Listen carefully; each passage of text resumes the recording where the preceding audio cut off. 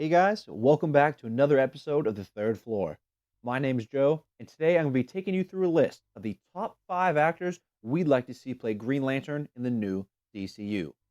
But before we get started, please remember to like the video if you enjoy the content and subscribe so you don't miss out on any of our future videos. Without further ado, let's get green. In the last day, in blackest night, no evil shall escape my sight. Starting at number 5, we got Chris Pine. Now, this is probably going to be an unpopular opinion, but I've always thought Chris Pine would make an excellent Hal Jordan. Chris Pine shows sarcasm and wit with the best of them, but he also has the ability to convey more serious tones as well. So to me, Chris Pine has always seems like the total emotional package for the role of Hal Jordan. But with James Gunn clearing house, it would definitely be surprising to see him keep his job in the DCU and have the audiences just try to forget how much time he spent as Wonder Woman's boo thing, Steve Trevor. And one more thing, unfortunately, Chris Pine is 42 years old, so he might not be in James Gunn's age range right now. But as much as these things are going against him, I think he's a really good option for Hal Jordan. I think it'd be a shock if he got this role, but I would definitely be happy to see it. Moving on to number 4, we have David Ramsey. David Ramsey is my heart choice on this, as in I'm thinking more with my heart than my head on this pick. I loved the early seasons of Arrow. I really enjoyed him as John Diggle, and I thought he conveyed a really intimidating yet caring presence. I think that describes John Stewart to a T. You know, as a matter of fact, I think John Diggle and John Stewart have huge similarities between the two of them. I think that's why the showrunners over at CW tried to get David Ramsey to play their version of Green Lantern. Now, I don't know why this never came to pass, but I do think they were on the right track by casting him. He has the look, as in he's absolutely shredded. He's jacked. If you guys don't know, check out David Ramsey on Instagram. He's huge.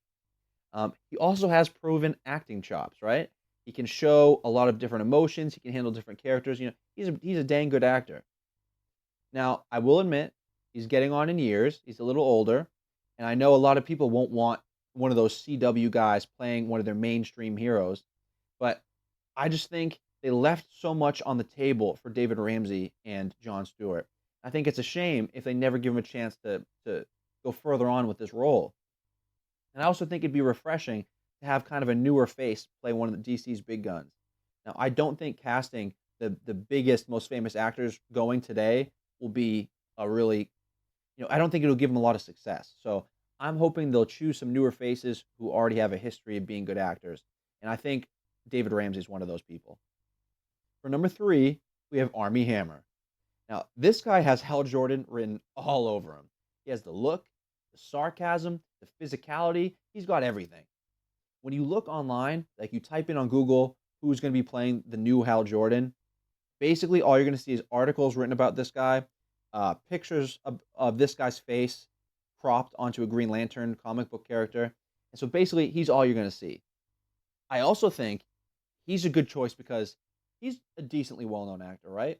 He's been in a few big movies, but he's never been in that big film where that's what he's known as from now on. Like he hasn't been in Mission Impossible or Star Wars or anything like that.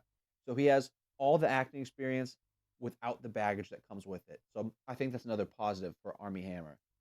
So to summarize, he's got the look, the personality, the physicality, the age. Let's not forget, he's only 36 years old. So he's got it all. So you might be asking yourself, why is he only number 3? And unfortunately, I don't know the whole story. I don't know all the ins and outs. Even if I did, I wouldn't go into it. It's none of my business. But it seems like Armie Hammer's having a little bit of a turning point in his career. He's been making some comments in the media that have not been well received.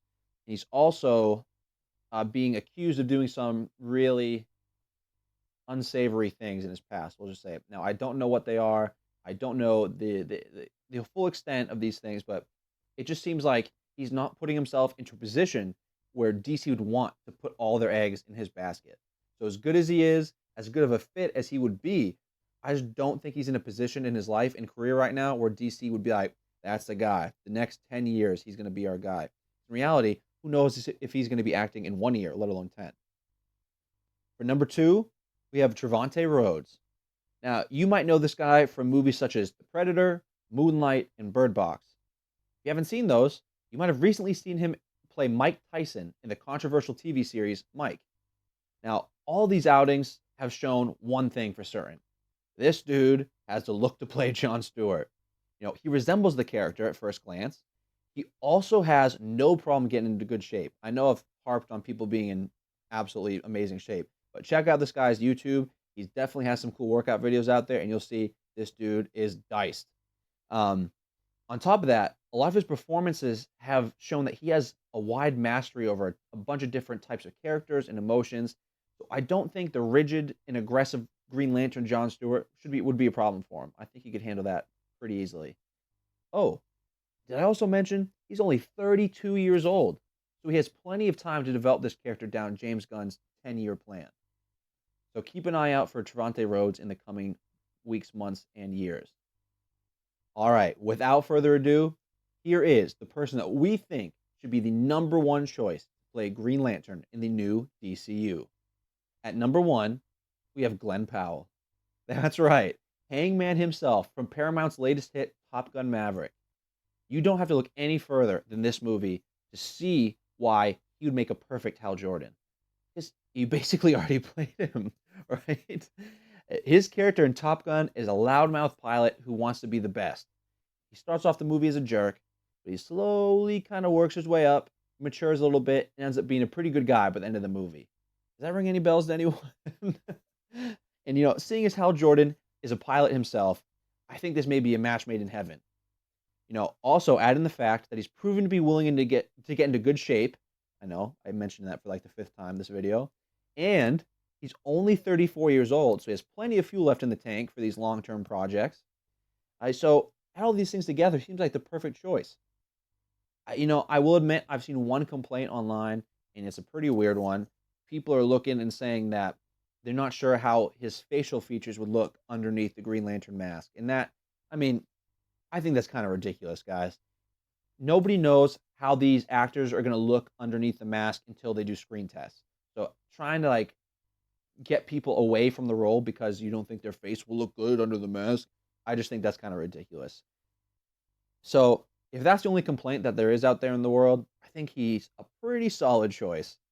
And that's who we think should play the new Green Lantern. Did we leave anyone off our list? Should DC be looking for new faces rather than known quantities? How about this? Write down your top 5 list in the comments, and we'll comment on back and tell you what we think. All right? As always, thank you guys so much for tuning into the Third Floor. Please remember to like and subscribe, and we'll catch you on the next one.